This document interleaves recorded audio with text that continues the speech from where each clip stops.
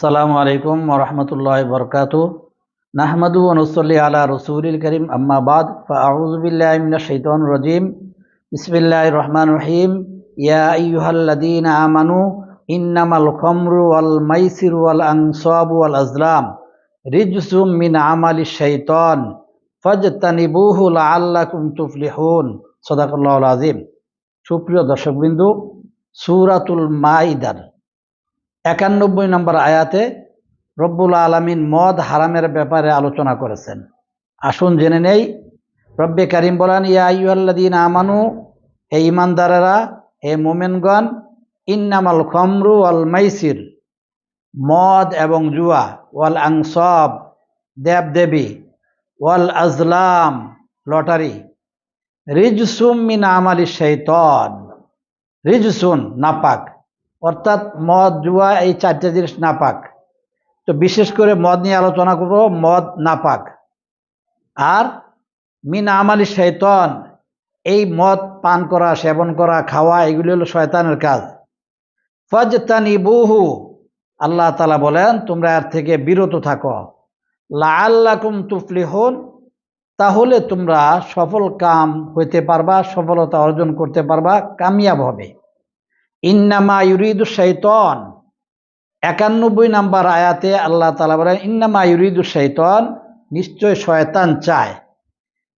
ইন্নামা ইউরিদু শাইতান আইয়ুকিয়া বাইনাকুমুল আদাওয়া, শয়তান চায় তোমাদের একে অপরের মাঝে দুশ্মনী বানানো, একে যেন অপরের সাথে দুশ্মনী করা, একজন আরেকজনের দুশ্মন হয়ে যাও। আইয়ুকিয়া বাইনাকুমুল আদাওয়াত ওয়াল বাগদা, এবং একে অপর থেকে দূরে সরে যাও। আইয়ুকিয়া বাইনাকুমুল আদাওয়াত ওয়াল বাগদাউ ফাজতানিবুহু, তারপরে কি তোমরা বিরত থাকবে না?